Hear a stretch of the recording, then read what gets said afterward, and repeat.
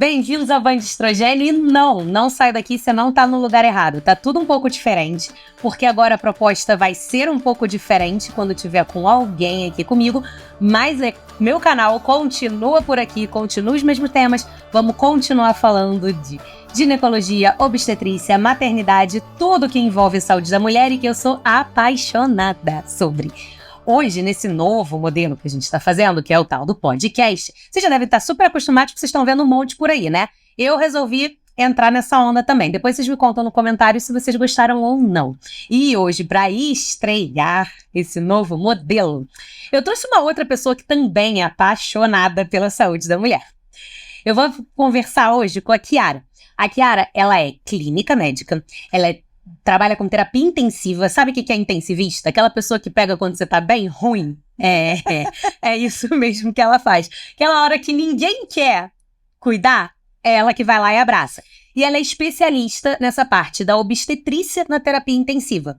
Então, eu trouxe ela para conversar um pouquinho com a gente sobre as coisas ruins que podem acontecer e como a gente pode prevenir, que é o mais importante. Vamos conversar com a Chiara. Obrigada por vir aqui, tá aqui comigo. Ai, que prazer! Muito obrigada pelo convite. Amei saber que eu tô estreando, Chiara. É isso que eu ia dizer. E se embora que você vai descobrir de um jeito diferente. Vamos junto, que eu nunca fiz desse jeito. Vamos falar um pouquinho, e que eu acho que é muito importante a gente falar. A gente tá sempre falando, e o canal é todo sempre, né, contando como a obstetrícia é maravilhosa e como gerar um ser é maravilhoso. E eu sou super suspeita, porque eu amo mesmo isso.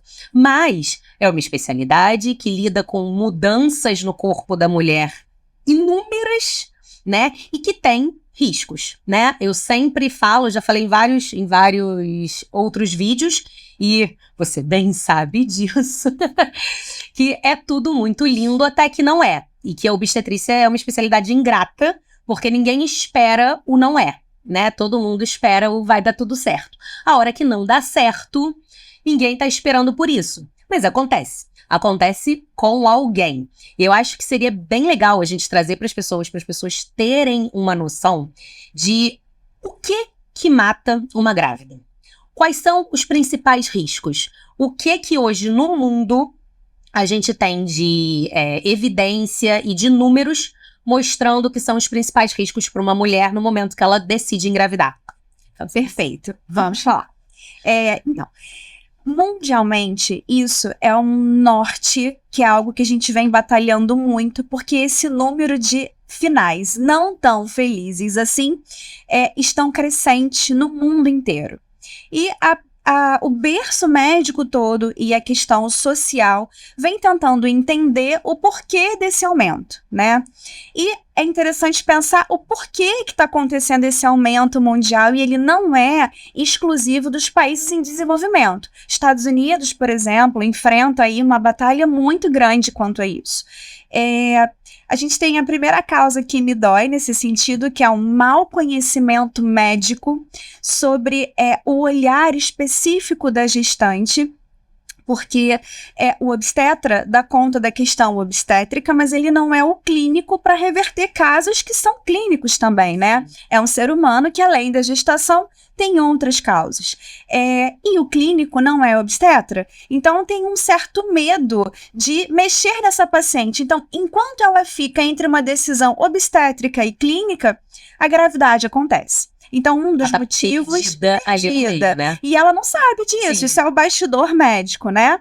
Então, a falta de conhecimento do meio médico é um ponto muito importante. O segundo ponto é o avanço da idade materna. Eu digo que sociedade e medicina andam sempre de mãos dadas. Então, se a gente vê um reposicionamento feminino, né, e um aumento do congelamento de óvulos, a gente pensar em saúde reprodutiva mais para frente, quando a gente tem um ganho econômico, um posicionamento de carreira, uma estabilidade de relacionamento, isso é muito bom para a independência feminina, mas essa mulher acumula anos de vida e que acumulam também doenças que se desenvolvem ao longo do tempo. E o grande boom de mortalidade, não só em gestação, são os hábitos relacionados aos estilos de vida. As doenças crônicas que matam a gente hoje são adquiridas ao longo das escolhas que a gente faz diariamente. E vamos combinar que o nosso modus operandi do momento não é dos melhores. Não é? Precisamos rever isso mundialmente para ontem, É um né? bom trabalho. Então, recapitulando, a gente falou sobre educação médica falha, a gente falou sobre avanço de idade materna, a gente vai falar também sobre avanço tecnológico na medicina. Mulheres que antes não poderiam engravidar por terem alguma doença congênita de nascimento ou adquirida ao longo da vida, as formas avançadas de fertilização e de assistência obstétrica permite hoje que mulheres possam ter gestação diante de quadros clínicos incompatíveis anos atrás, Sim. né? Então, a gente tem uma mulher que, além da gestação, carrega com ela, às vezes, doenças autoimunes, doenças oncológicas, né? Às vezes, malformações genéticas, e a gente conduz isso ao longo do tempo. Então, isso são fatores importantes para a gente olhar. Tá? E o que mata essa mulher de fato, ou que leva ela para o estado de gravidade? O mata, eu gosto de fazer uma grande observação, que esse trabalho é tão importante dessa consciência da mulher e a consciência do meio médico é que 92% das mortes maternas são evitáveis e reversíveis. 92% de qualquer estatística é o maior desejo. Se você fala assim, você tem 92% de chance de cura desse câncer. Isso é muito. Sim. Então, se a gente pode detectar precoce, tratar, cuidar, acompanhar e reverter esse desfecho, por que não, né? Então, isso eu acho que é um ponto importante. Então, o que leva essa mulher a um estado de gravidade, em sua imensa maioria, reversível? Eu que lute. A primeira causa são as doenças hipertensivas da gestação, as doenças relacionadas à pressão alta. Ou essa mulher já tem uma pressão alta adquirida antes do processo gestacional e ela pode descontrolar de alguma forma na gestação, ou ela pode adquirir ao longo da gestação por alterações anatômicas e fisiológicas propriamente ditas. E aí são 3 formas, né? Sim. A pré-eclâmpsia, a eclâmpsia e a síndrome HELP, que é a mais grave de todas. E vale lembrar que os 3 tipos, tanto a pré-eclâmpsia, né, a eclâmpsia propriamente dita e a HELP, levam essa paciente para uma unidade de vigilância de saúde materna mais avançada, que é uma UTI materna. Sim. E que isso é importante. E também quebrar o estigma de que o UTI não é sinal de gravidade e risco de morte. O UTI é sinal de vigilância. Tá? Então, se eu preciso olhar essa paciente de perto, eu falo isso sempre para as eu pacientes. preciso trazer ela para lá para eu ser mais efetiva, mais rápida e tirar ela daquela condição o mais rápido possível. Eu sempre falo isso. As pacientes, por exemplo, pega uma paciente que eu vou precisar sulfatar, né? O sulfato de magnésio é um medicamento que a gente usa para neuroproteger o cérebro. Eu já falei sobre ele lá nos vídeos de pré-eclâmpsia. Quem não viu, volta lá para ver. Mas para neuroproteção. E eu sempre explico isso para elas. Quando elas chegam no hospital, eu vou precisar sulfatar, ou quando elas estão num pós-parto imediato, fazem um hipertensivo, eu vou precisar sulfatar. E eu falo assim, olha, e aí você vai para UTI. Eu falo assim, calma, que você vai para UTI porque eu preciso olhar você. É só uma necessidade que o quarto não me permite. Eu preciso olhar parâmetros que dentro de um quarto não me permite. Eu não estou dizendo que você está extremamente grave. Eu não estou dizendo nada disso. Eu estou dizendo que eu estou te botando ali para que você não fique grave. Perfeito, né? perfeito. E como é que é esse olhar do intensivista, né? O que acontece? Essa paciente, ela fica monitorizada, ou seja, os sinais vitais dela que trazem pra gente um olhar de saúde, são marcadores de saúde, são olhados continuamente. Exame laboratorial é feito a partir daquela demanda, diariamente, muitas vezes. E a cada alteração da saúde da mãe, é preciso rever a saúde do bebê, porque o que acontece no ambiente uterino é um reflexo da saúde materna. Sim. Então, quando essa mulher vai para a UTI, é fundamental desenhar uma assistência multidisciplinar, onde tem o obstetra dela e o clínico intensivista dela para traçarem essa conduta com mais segurança. Então, falamos das doenças hipertensivas em primeiro lugar. E aí seria, olhando o nível mundial, a principal causa de mortalidade materna. E aí a gente Tá, vamos chegar na segunda que depois eu falo. A segunda são as doenças hemorrágicas da gestação, os sangramentos, né? Cara, e por que os sangramentos? Às vezes a gente tem uma alteração genética que altera os fatores de coagulação e isso pode te deixar num risco mais exposto. Às vezes você está usando uma medicação para proteger alguma coisa e que aumenta o risco de você sangrar. Ó, abre parênteses, atualmente está sendo usada como se... Igual bala. Né? Como se risco nenhum houvesse, a medicação tá... E usa 3 pontinhos. E usa. Entendeu? Aí você fala assim, e você tá usando isso pra quê? Né? Tipo, alguém te explicou o que acontece quando você usa isso? Tem os prós e os contras e que a gente tem que, óbvio, novamente falar, é uma avaliação de um risco individualizado, né? Então tem essa condição específica e aqueles sangramentos, principalmente pós-parto ou periparto, que acontecem às vezes do nada e a gente não tem como prever, né? E como a alteração fisiológica da gestação faz com que a mulher tenha um volume de sangue circulante muito maior, ela perde sangue numa velocidade muito vultuosa, né? E um dado clínico importante é que ela só dá sinal de instabilidade clínica quando ela já perdeu muito.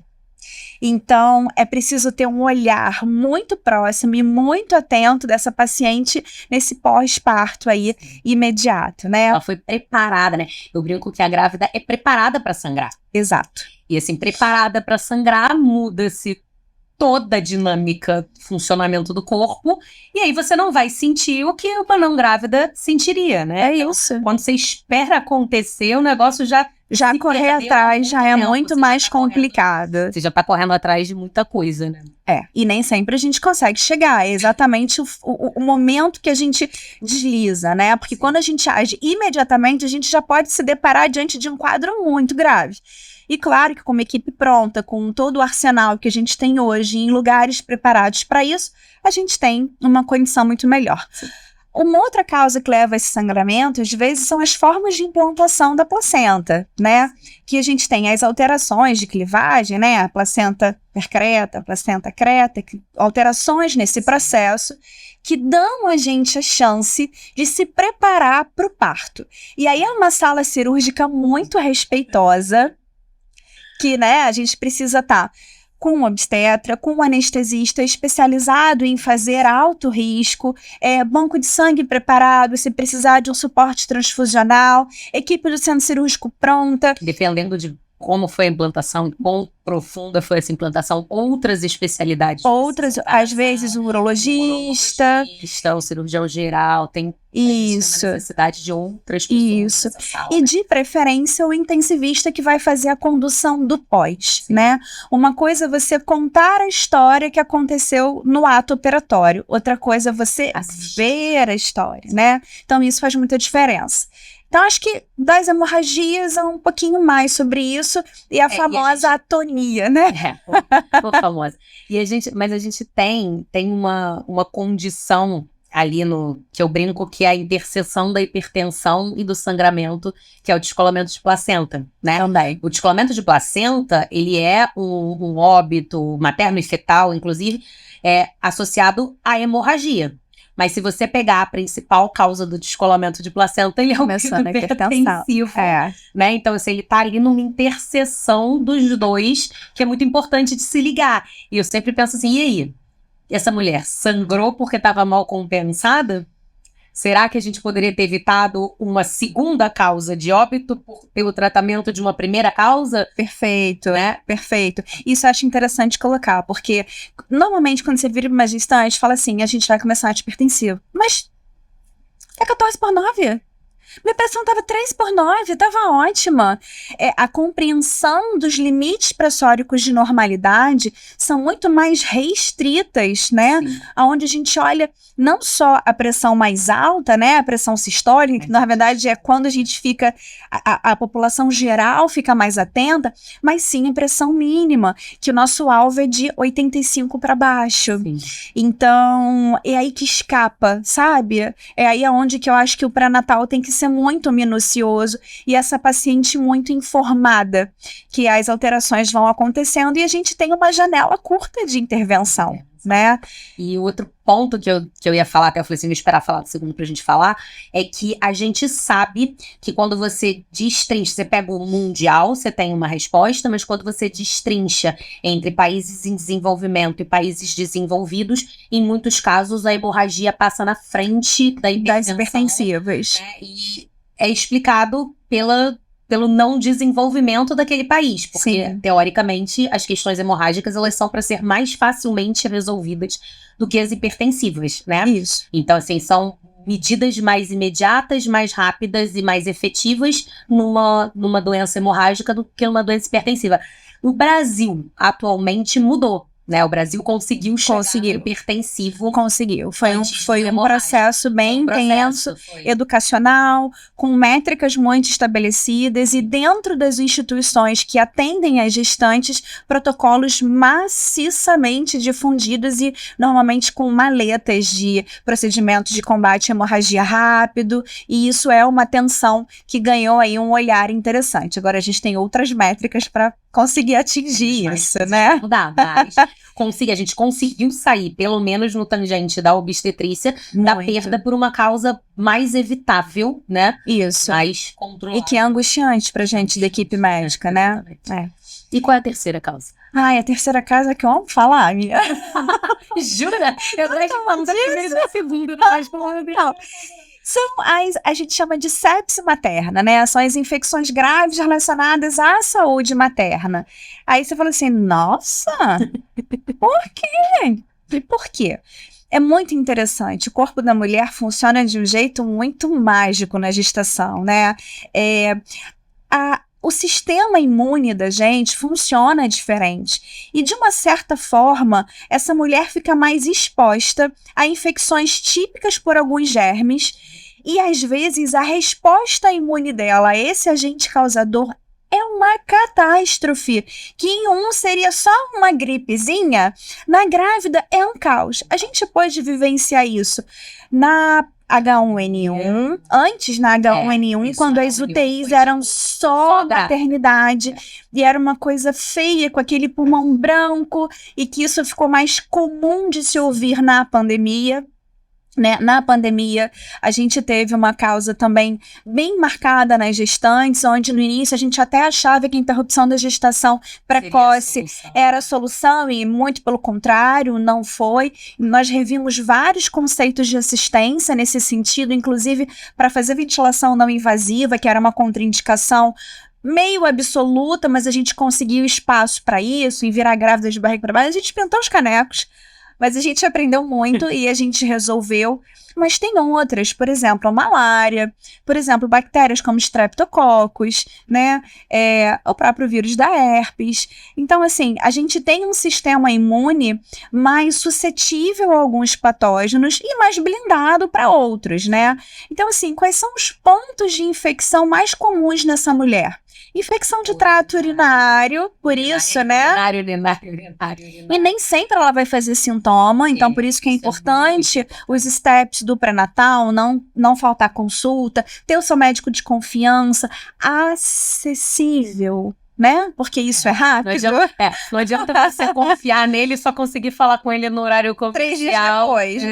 Não adianta. Secretário, né? As infecções propriamente ditas do ambiente uterino, né, às vezes relacionado a uma ruptura de uma bolsa de líquido, né, uma bolsa miniótica precoce.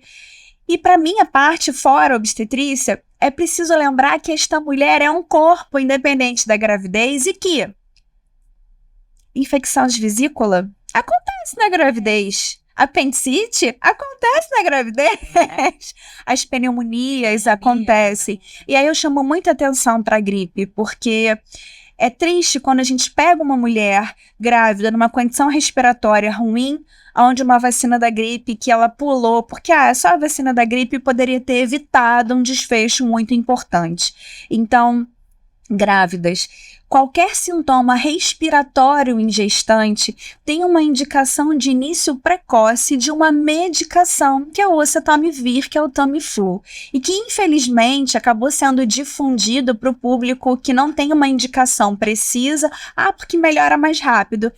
E não é bem assim, é uma indicação pelo Ministério da Saúde, isso é uma normativa, isso é uma recomendação, e não é para você ficar gripada em casa porque é só uma gripe e eu falo com o meu obstetra depois. A gente tem um tempo certo de ação para que essa gripe seja o ciclo mais brando e mais curto possível. Mas a vacinação para gripe em dia muda muito. Assim como a vacinação contra a Covid precisa estar em dia também. E aí eu chamo a atenção do reforço da bivalente, né? Que, nossa, faz muita diferença no desfecho da Ômicron. E eu tô falando especificamente sobre esse público de gestante. Não é um público jovem não gestante. É bem específico. Tem indicação sim, é seguro sim, é uma normativa de indicação mundial, colégio americano indica, Sociedade de Medicina Materno-Fetal Americana indica, com amplo estudo e ampla segurança. Sim. Então isso é um ponto muito importante que a gente pode evitar. E aí o detalhe. Então, eu já expliquei por que ela fica mais grave, né, pelo sistema imune, e por que essa sepsis, essa infecção generalizada. Eu falei, por quê? Ela é difícil de diagnosticar. É isso que eu ia dizer, porque grávida é um bichinho diferente. Porque os critérios para fechar um diagnóstico de sepse na grávida não são os mesmos do geral. E se o clínico não souber, ferrou. Porque ele vai... Exato. A primeira coisa que a gente tem que entender, eu vou dar um exemplo bem prático. Se eu olhar só o exame, tá? Colhi um hemograma, né? Fui lá no laboratório, colhi um hemograma e colhi uma análise, uma gasometria dessa paciente. Eu não sei que paciente é. Com o mesmo resultado de exame, é possível que uma esteja no chá de fralda dela e a outra esteja na UTI. Você fala, oi? Falei, Por quê? Porque as alterações fisiológicas da gestação, as alterações físicas normais da gestação, já trazem alterações que no público não gestante são critérios de infecção. Sim. Vou dar um exemplo. Quando você colhe um laboratório lá e você vê os leucócitos, a série branca, né, que normalmente o público em geral consegue olhar.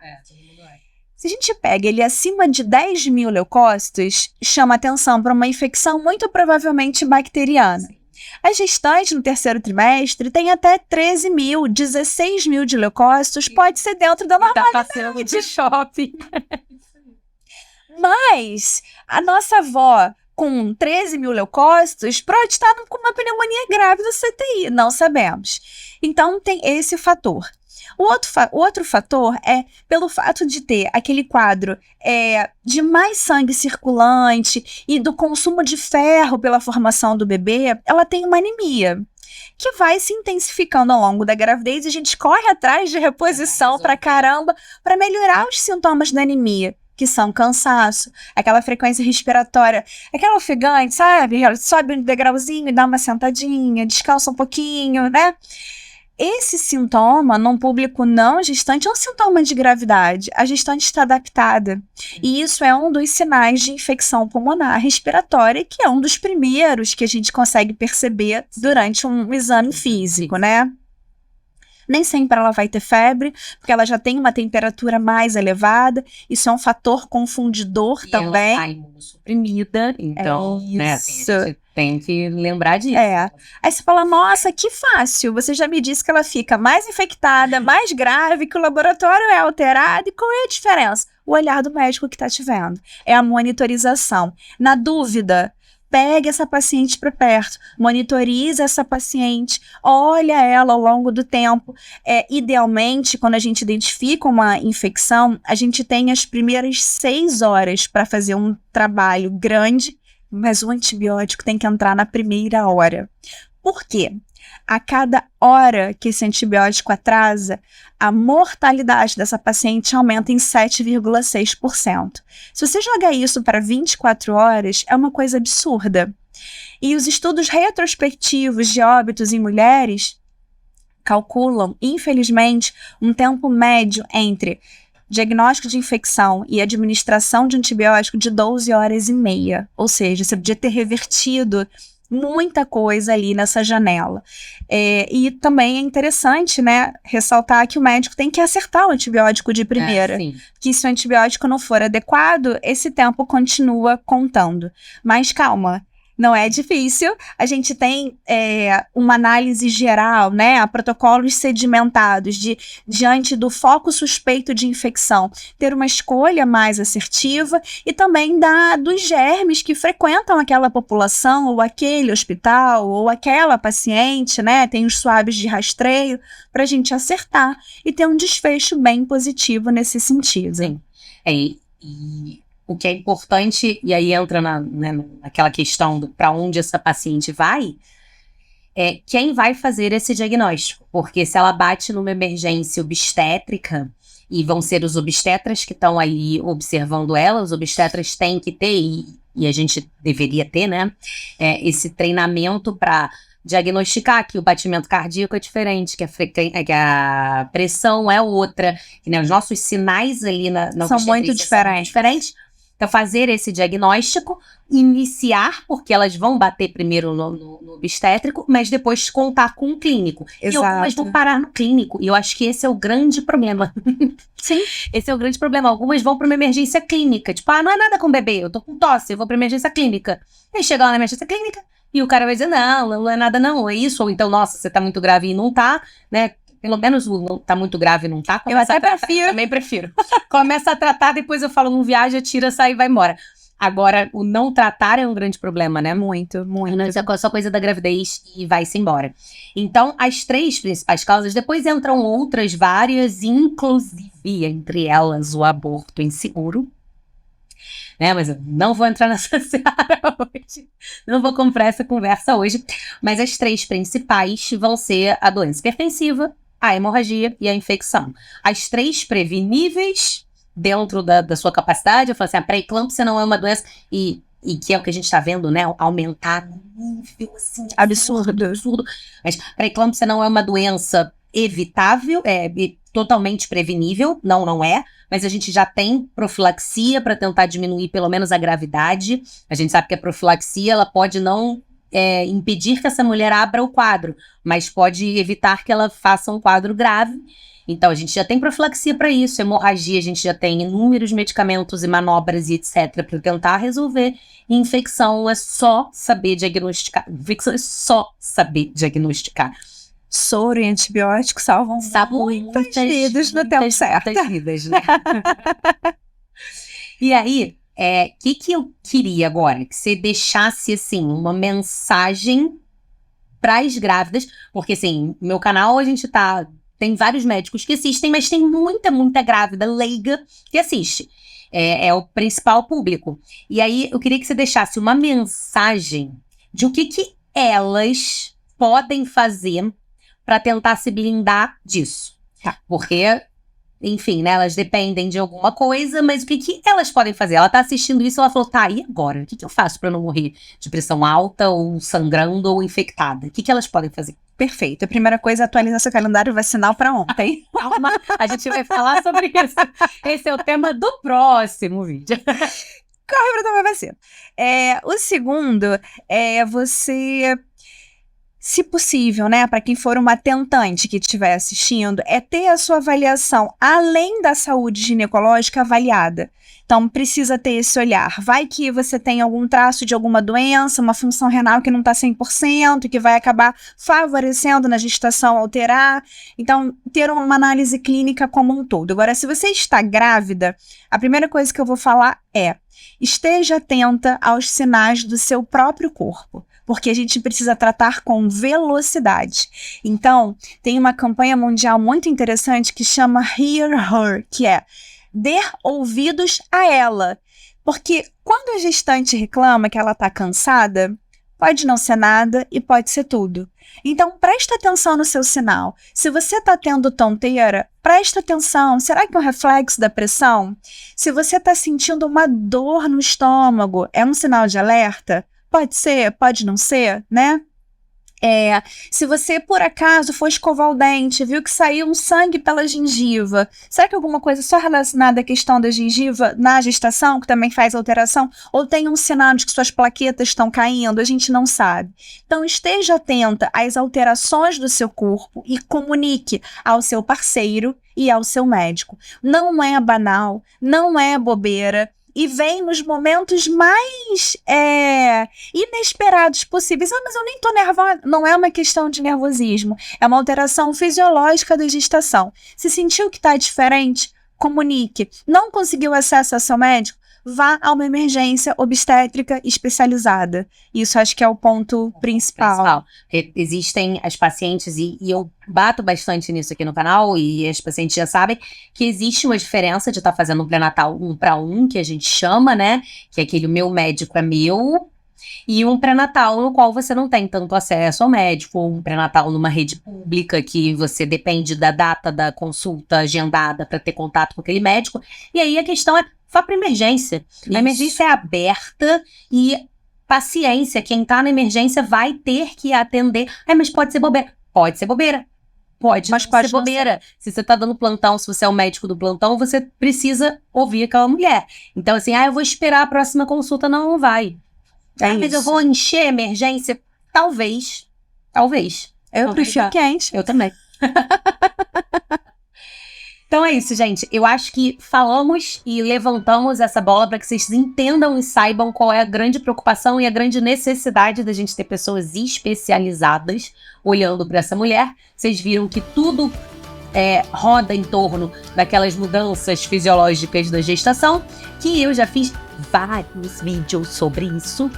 Se vocês forem fuçar, inclusive tem uma playlist inteira sobre a gestação vai mudar sua cabeça, a gestação vai mudar seu coração, a gestação vai mudar seu trato urinário, a pele, vai mudar tudo, vai mudar seu sistema imunológico. Então dá pra dar uma olhada naquilo tudo e entender por que hoje a gente discute isso e essas mudanças e esses riscos a partir de uma coisa que é fisiológica, seu corpo se adaptando. Então, se você não sabe nada do que eu tô falando, volta pra ver. Se você já viu tudo, agora você tá entendendo qual é a nossa preocupação. E semana que vem, a gente vai conversar sobre vacina. Então, vem pra gente poder falar um pouquinho sobre isso. Beijo, até semana que vem.